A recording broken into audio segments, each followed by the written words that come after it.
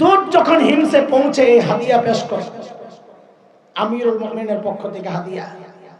হযরত Saeed packet খুলে যখন দেখলেন এই বিশাল অঙ্কের হাদিয়া তার জন্য, তিনি কি করলেন, প্যাকেটটাকে এইভাবে ছুঁড়ে মেরে চিৎকার দিয়ে বলে উঠলেন, ইন্না লিল্লাহি ওয়া ইন্না ইলাইহি রাজিউন। কি পড়ছেন? জোরে বলেন, কি পড়ছেন? হাদিয়া পাইলে ইন্না লিল্লাহি পড়ার কথা না, আলহামদুলিল্লাহ। আপনারা কি করতেন জানি না, আমার ইমানের যে হালত, এমন একটা পোটলা পাইলে রে ভাই, ভিতরে যায় যে করা লাভ দিতাম, আর কতবার যে আলহামদুলিল্লাহ পড়তাম আল্লাহ জানে। বিশ্বাস না হইলে দিয়ে দেন। আল্লাহর নবীর সাহাবী হযরত সাঈদ কি বললেন? কথা বলে না, কি পড়ছেন? এমন ভাবে ইন্না লিল্লাহ পড়ছেন, বউ তো ভেতর থেকে ডরায় গেছে। আল্লাহ জানে মদিনা থেকে দূত আসছে, কোন খবর লয়ে এসে আল্লাহ জানে। সাথে সাথে জানতে চাইলেন, আকুতিলা উমর ইবনুল খাত্তাব, কি ব্যাপার, সাইয়েদনা ওমর বুঝি শহীদ হয়ে গেছেন, আপনি এইভাবে ইন্না লিল্লাহ কেন পড়লেন? হযরত সাঈদ জবাব দেন, না না, ঘটনা তা না, বরং তার চেয়েও মারাত্মক ঘটনা, তার চেয়েও খারাপ। বউ আবার জানতে চাইলেন, আকুতিলাল মুসলিমুনা ফি মারিকা, তাইলে কি কোন যুদ্ধে মুসলমান ব্যাপকভাবে শহীদ হয়ে গেল কিনা? হযরত সাঈদ বলেন, না না, ঘটনা তাও না, বরং তার চেয়েও মারাত্মক, তার চেয়েও। বউ তো আরো ডরায় গেছে, আল্লাহ রে, না জানি আমার জামাইয়ের কল্যাণীতে বাড়াইছে। আরে বলেন না, আপনি কেন এইভাবে ইন্না লিল্লাহ বলেন? আল্লাহর নবীর সাহাবীর জবাবটা কিয়ামত পর্যন্ত আমাদের জাহেদ হওয়ার জন্য, দুনিয়া বিমুখ হওয়ার জন্য এই একটা বাক্যই যথেষ্ট। আরে ছিলেন কি, এক পয়সার জন্য মানুষ খুন করতেন, সেই মানুষগুলো কোরআনের শিক্ষা, নববী দীক্ষা, পরিবর্তিত জীবনটা কি দেখেন। কেন ইন্না লিল্লাহ পড়ছেন? জবাব দিচ্ছেন, উদখিলাত আলাইয়া দুনিয়া লিতুফসিদা আখিরাতি, আরে আমার ঘরে দুনিয়া ঢুকায়া দেওয়া হয়েছে আমার আখিরাতকে বরবাদ করার জন্য। আল্লাহু আকবার। হইল কি? সাথে সাথে বিবিকে বললেন, আমি চাই মদিনার দূত আমার ঘরে থাকতে থাকতে এই 1000 স্বর্ণ মুদ্রা তুমি হিমসের গরিবদের মধ্যে বিলায়া দিবা। কি বুঝলেন? কি বুঝলেন? শাসকের মধ্যে যদি দিন থাকে, ইমানদারি থাকে, তো নিজের বরাদ্দের টাকাটাও জনগণকে দিয়ে দেয়। আর শাসকের মধ্যে যদি দিন না থাকে, তো জনগণের বরাদ্দের টাকা মাইরা বিদেশ যায় বাড়ি ভাড়া। কথা বলেন ঠিক কিনা?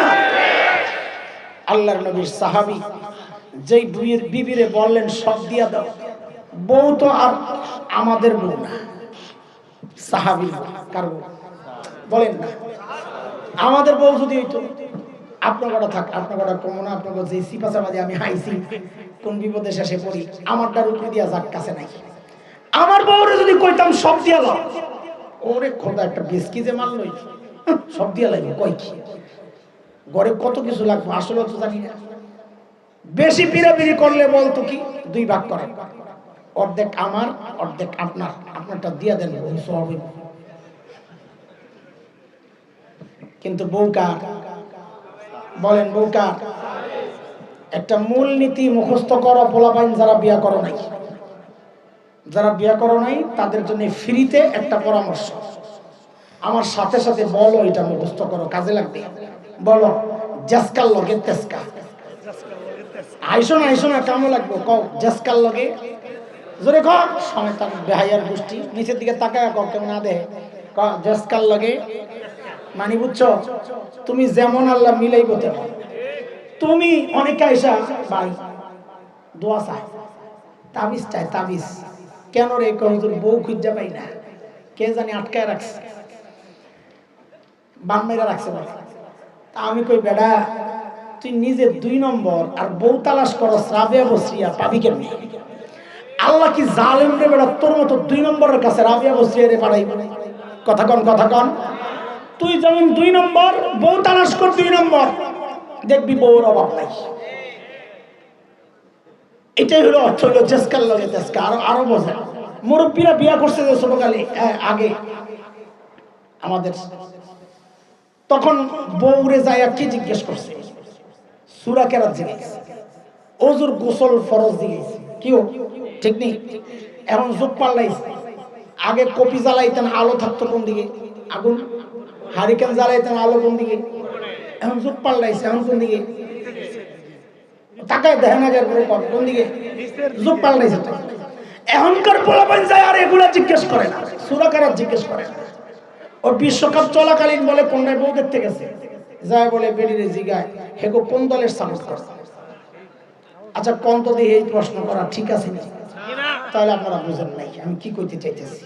ঠিক আছে, এই প্রশ্ন করা ঠিক আছে। কেন ওই প্রশ্ন করে যায় না লোক, ওই যে একটা খবিস ওর লগেরটাও খবিস পরে কিনা, এটার নাম কি?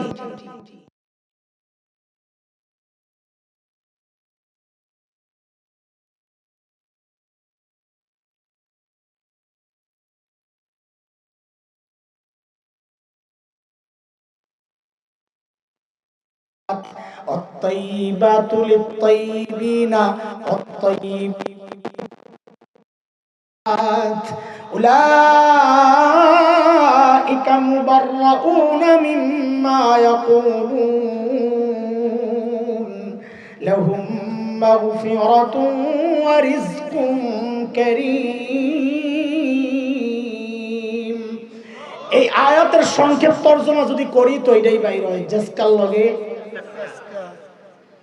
আল্লাহ আল্লাহ তো করে সহি বুঝ দেখে। হযরত সাইদ যখন বললেন সব দিয়া দাও, বউ সাথে সাথে নিয়ে সব দিয়া দিস। কেন? জেসকাল লগে তেসকা, হ্যাঁ, যার সাথে যেমন আল্লাহ মিলাইছে। ওহো, মদিনার দূত এই কারবার দেখে অবাক হয়ে গেছেন, আরে কোথায় আসলাম, এরা মানুষ না ফেরেশতা। দৌড়াইয়া ফেরত গেছেন মদিনায়, যায় হযরত ওমরকে সব ঘটনা যখন শুনাইছে,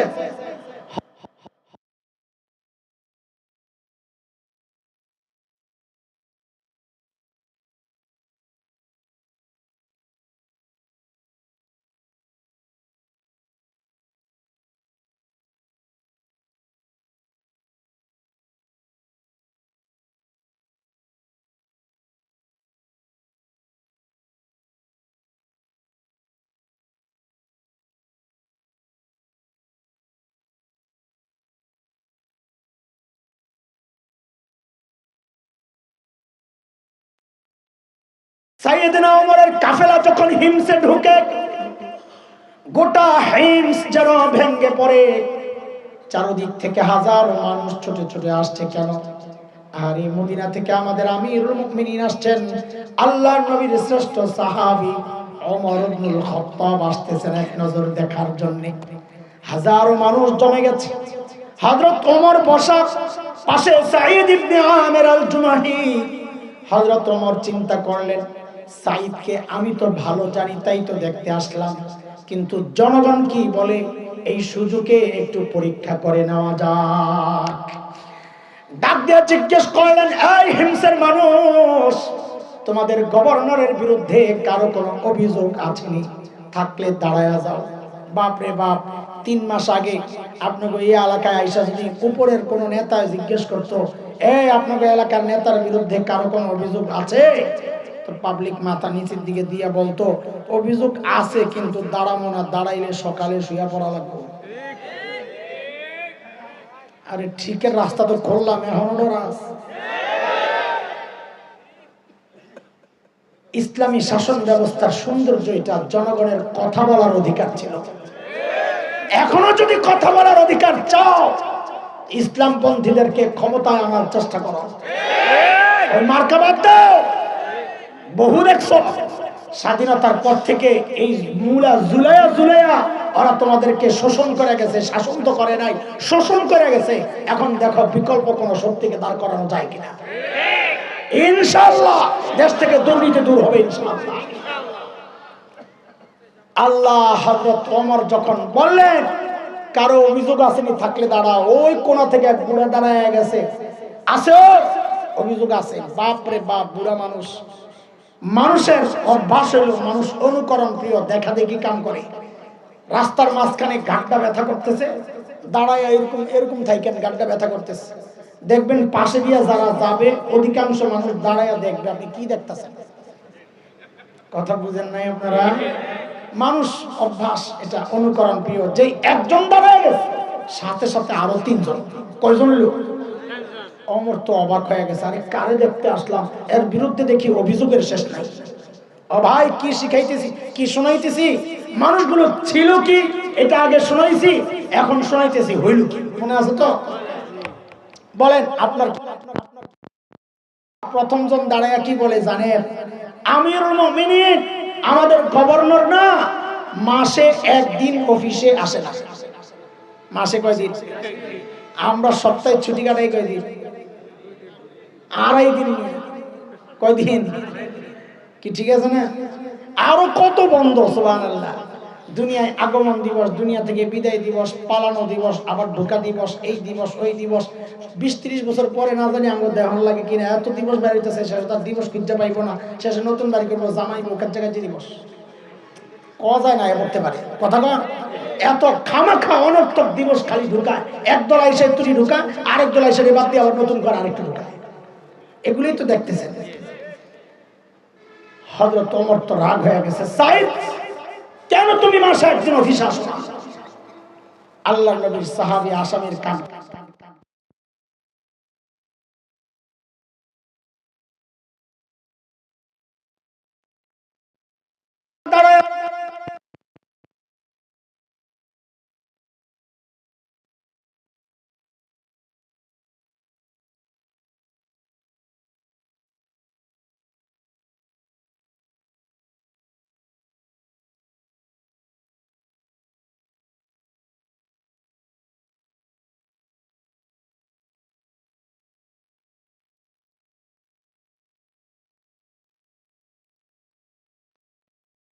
হয় যারা, তাই মাসে